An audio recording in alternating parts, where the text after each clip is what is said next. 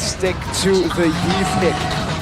So they got a lot of control in these team fights when they set up for that box, that front to back. rrq, do they play with now a little bit more dive, or do they double down on their own front to back? They can go Claude against the youth. The what, sorry? Claude against the youth. The Claude? I feel like right now, the thing with the Evos is that they have the Kalia, but they don't have a lot of burst damage. Yves and Joy can burst, but it takes a bit of time. Whoa! And that's a bit dangerous. Is that an Arlet? It is. What? Wow. Huh? And a Claude, all right. Yeah, I was concerned that there won't be enough burst damage, especially when they get beefier members, you know, to try and shut down with the Kalia. But I'm not expecting an Arlet. It's not all that tanky. It's just a lot of crowd control. Is it for counter engage against the Kalea? I mean, I think right now it's more of disrupting the Joy, right? The thing is, my question is, where is it going to go? Because we've seen it both in Rome and XP. I'm thinking more XP than Rome, right? I think it should be more of a Dyren pick, and we have seen in the past Dyren do an amazing job on this playmaker. So, yeah, I think that should be the answer. The Edith, though, will come through. It's a natural, usual. This is like season 11 kind of matchup, Arlet Edith in the XP. Who wins? Edith? Does Edith win the lane against Arlet? Ladies and gentlemen, the finale of the Classic Derby. rrq, their undefeated run can be stopped here if Evos look for that loophole. How will this all pan out? Ladies and gentlemen, let's find out as we welcome you into game number 3. Oh boy, looking at the battle spells, not a single Purify for the side of Evos. They feel like they're the ones that are gonna be aggressing. They will need to escape from crowd control. But looking at the roster of rrq, man, I feel like that's definitely a bold move. There's so many ways for rrq to kind of get crowd control in with the Gatot, with the Arlet as well. And even the Sicilian, right? The claws can still also be utilized as a displacement tool when it comes down into these team fights. And sometimes you can see a lot of teams actually underestimate the power of the claws. So we'll see how this pans out. In terms of respect, you can see Toy on the Claude with the Purify, denying potential pickoffs coming in from Evos and their tools as we take a look at the emblems. Yeah, the emblems here. Full tankiness for Edok. He's going to be the main front line. I don't know if he's going to be hiding as much or he's just going to use the AOG defensively. Those are the two ways to go about it. With Dyren having the agility though, I think roaming is definitely the name of the game here for the EXP lane to get out of it. But Sway Low, again, going with the Inspire, not really concerned about the dive potential. Dyren though. Uh-oh, gonna be caught, pops in the Vengeance, but gets caught by the Onward. There it is, the chain CC of Evos. Uh-oh, looks like they're looking for more here. rrq though, maybe looking for a little bit of a trade back. But unfortunately, they aren't going to be able to find it. So Evos with the early lead, a chance at momentum here in the early stage of the game. Toy and Erlan 1v1. Some damage over, but no casualties as of yet. The laning is definitely a big part of this game right now. Rins and Sway Low. I think Rins is having a tough time because Yves is so abusive in the early levels for sure. And even in the gold lane, Boy and Erlan going head-to-head right here. But Edok is going to contest half HP only. As Revitalized, though, will be able to sustain out of this, but Key is doing the same. Good Sanguine Claws over. Albert with the Electrifying Beats. Already used up. That's Reggie! Flickering forward. Still Hazel wins out that retreat battle. Gets the Queller down and gets away from the Onward as Dyren walks up. Final slash, bringing Reggie back into another Vengeance reset. He needs one more and Dyren gets one. That's another on Key. That's so many resets for Dyren and he gets the double. The first blood gets traded back with rrq picking up 2 kills plus the neutral objective as well. On point coming through from Hazel. As we take a look at now, the audience prediction still heavily favoring rrq, 71% to 29. Looking forward to see if this is going to be a precedent of like, you know, damage dealing, you know, aggressive EXP laners coming back into the meta. That's something we would love to see. But immediately look at rrq. Once they have some kind of advantage, immediately to the jungle, to the river, find something on the side of Evos. But Dyren now has to play so careful with the bush being on his side of the map. This is the unfairness of that lane. Albert takes advantage of it, goes for a steal. He's gonna run into Hazel though. Electrifying Beats already used. Oh, Tsunami Slam locking him down now. Hazel, Blade Surge coming down. Oh, Key caught in the back spot, still able to jump in, getting the kill on Hazel. Vengeance on Key. He should be able to get it. Key's trying his best to run back and forth, but still it'll be a kill for Rins. 1-for-1 trade, Hazel for Key. Meanwhile, in the top lane, we do see that Toy is dishing out some damage onto Erlan, utilizing his ult. And we saw a funnel happen as well in the mid lane for Toy. But will that affect Rinz and his power spike? It might just be the case. RRQ now, I think they would require Toy to do better, more so than Rinz, because Rinz is just a lot more vulnerable, and there's so many ways to dive. Look at Dyron though. Utilizing the reset to clear this wave, to rotate over, but Reggie has done the same. Gonna be a bit behind though if they're both rotating right now. Just route selection alone, right? Dyron's forced to respect the potential gank threat. That's why early ganks on the EXP lane is just so damaging to how you kind of imagine how the game's gonna go. Look at this now, everyone grouping together, big fight happening on the turtle pit.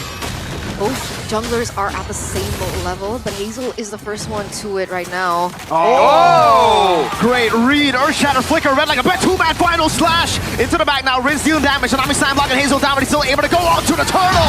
Soul Sever gets a buy one, get one special, as Key and the turtle falls. Erlan, Spear of Misery to put Hazel back towards the river.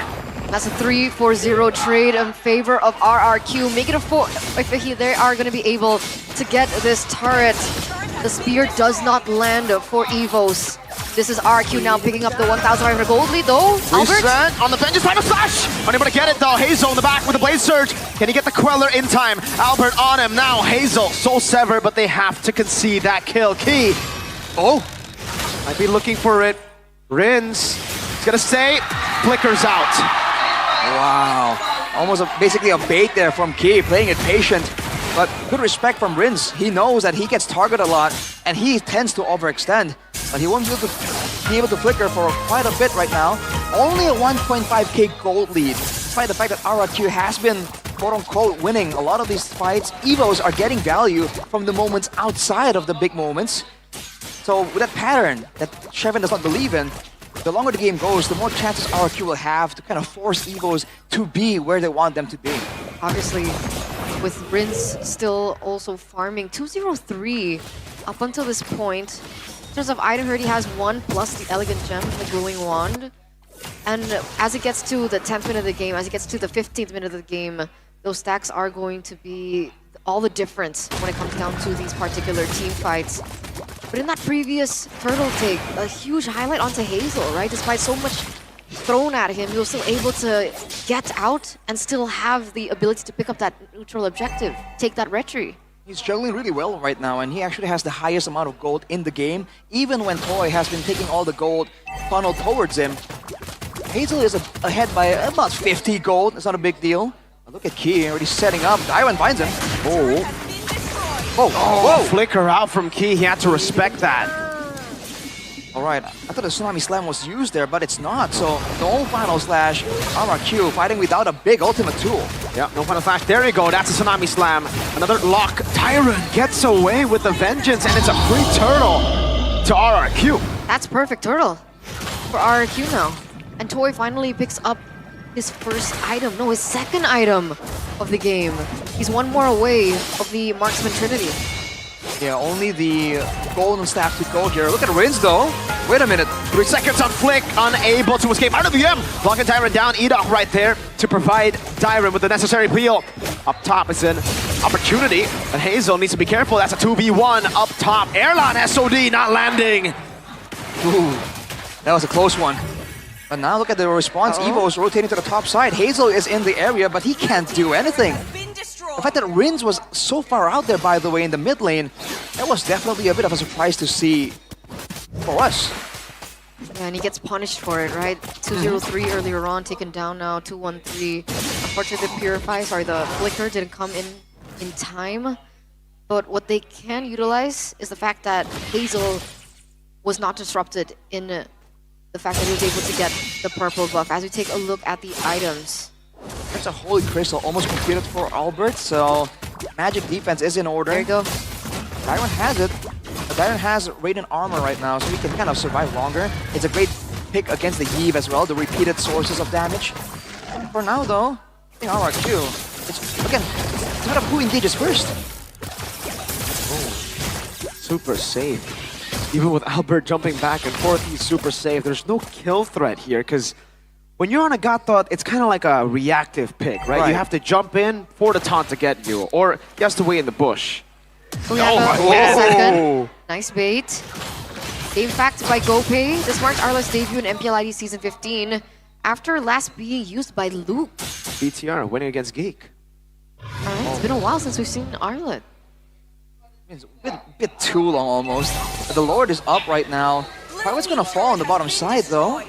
Evos definitely has pressure, but Key has no flicker. Let's see what rrqvsevos can do with the situation. With Erlan splitting. Alright, here we're looking to just come in onto this final slash in the flicker combo now. Over to Reggie. Only Reggie. The taunt comes down, but Reggie still has the Primal Wrath. Now an engage for Albert with Electrifying Beats and Erlan in the back as well. Now Key in the midst of it all, jumping in, trying to sustain, but will be taken down. Erlan Spear of Misery, not landing. Reggie! One shot, taking Dyron down. Edok able to escape. Hazel in the bush, Spear of Misery not landing as Rins is able to flicker out of that wall. Erlan is still very healthy right now, and meanwhile for the side of rrqvsevos, a lot of the members have been taken very low, and Hazel cannot risk a steal. That's a Lord for the White Tigers. Good zoning there by Evos, man. The fact they have the Yeet, the fact that they have so many ways to just deal damage from afar. They kind of pressured rrqvsevos, and the fact that they were fighting. rrqvsevos was basically fighting in the midst between the team and Erlan, allows for the Moskov to get in the back.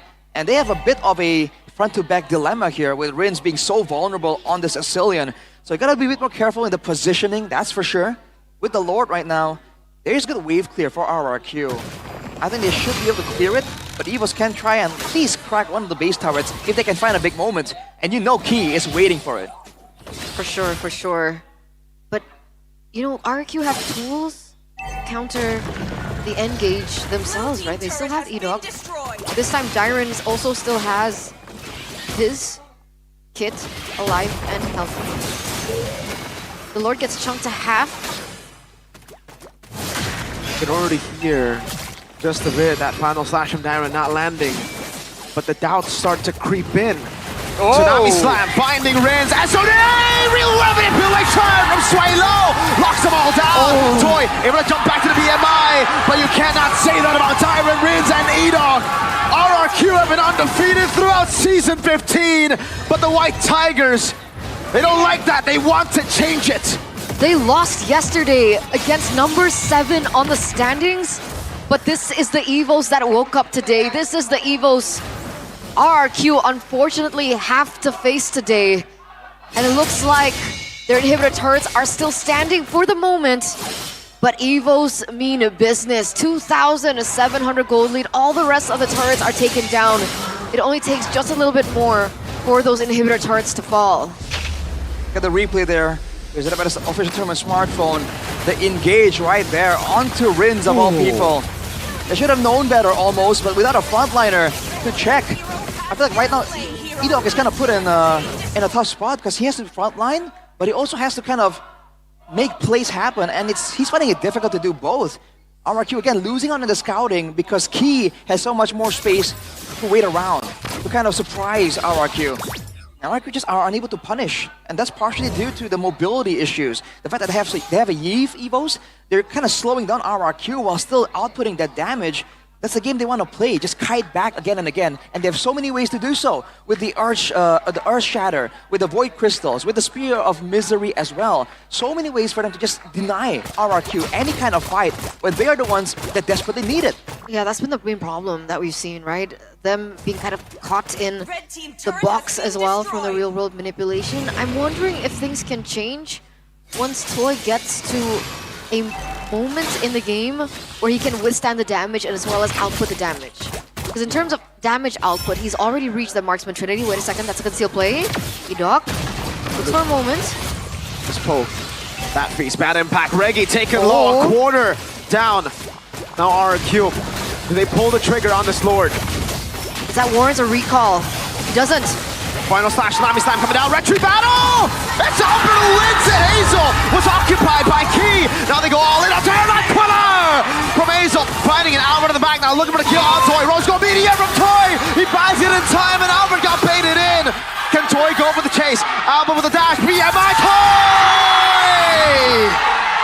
2 for 3 traded in. that's still them in the game. Evos were the ones to pick up the the Lord rather.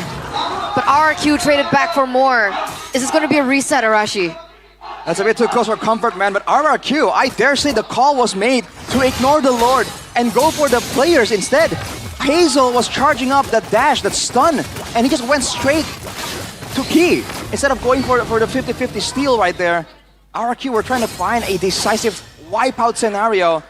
All things considered, despite the fact that they lost the Lord, Evos are unable to use it. And look at the gold lead. Evos were in the lead at about 2,000. Now it's equalized, so it's anyone's game.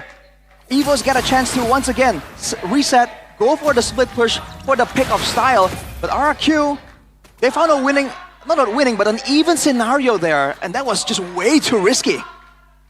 Wow. Whoa, aggressive build from Sutsujin. I mean, Hazel. That's usually what we see from Sutsujin, the endless battle. It's Hazel who's going to go for the same build. The Mercenari. What does Leo call him? Le Mercenaria. That's the Le Mercenaria build by Hazel with the endless battle. You deal more damage, true damage. Right now the control though, you can see there's so much more emphasis in the mind games, right? Again and again. RRQ trying to surprise Evos. Are we going for the Lord? Are we going for one of you? You know, are we on the bottom side of the map? Are we on the top side of the map? This is the next layer of gaming, aside from just compositions and item builds, man. And I think both teams are doing great.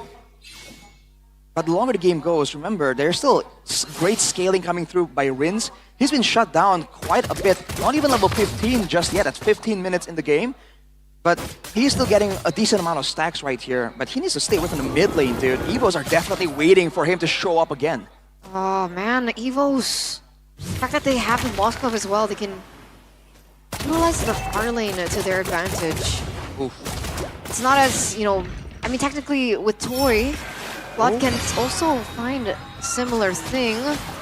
As a concealed play already utilized by RRQ. Evos back away, they play it safe.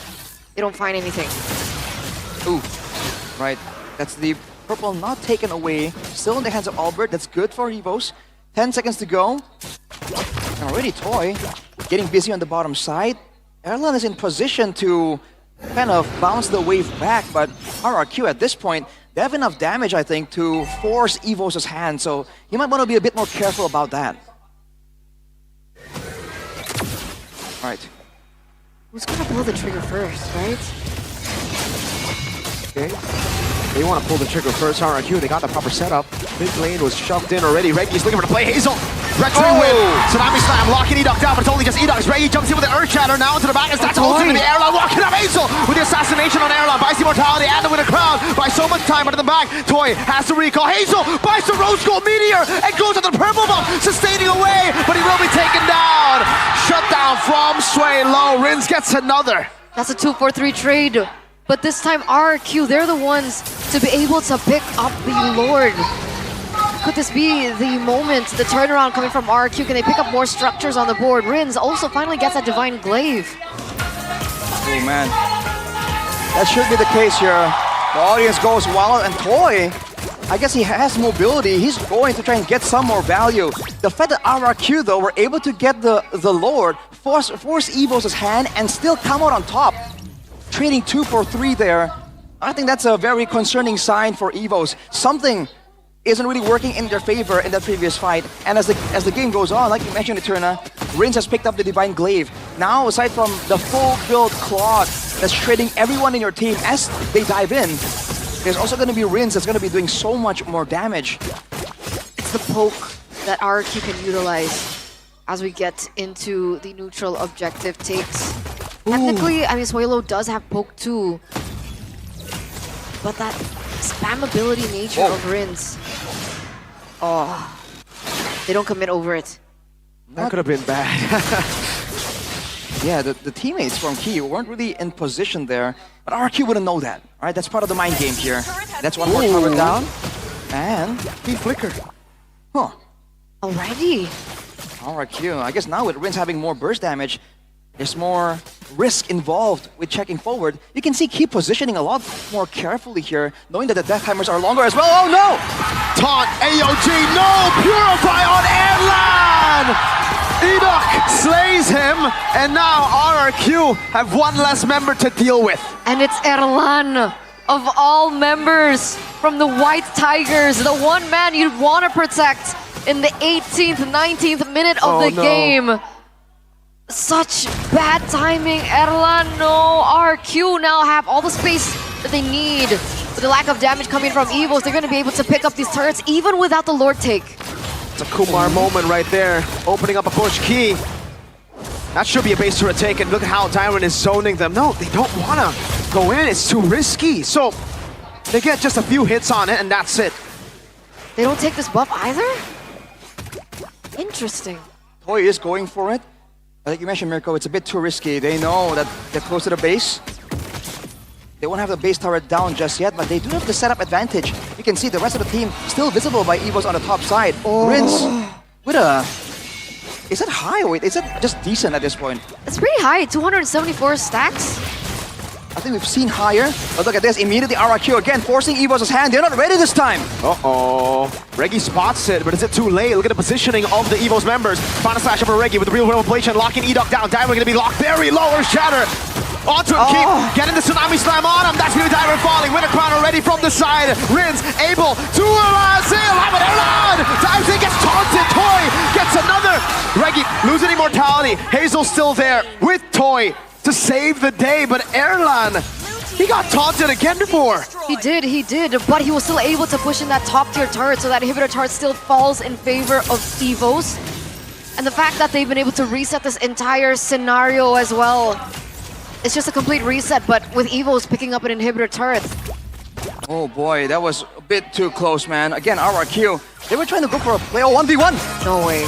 He wants that revenge. Albert wants that revenge. He's not gonna give it. I think the Lord might be taken right now. There's no choice. Hazel's trying to make a play. Uh-oh, this is risky. Toy jumps in with a blazing duet.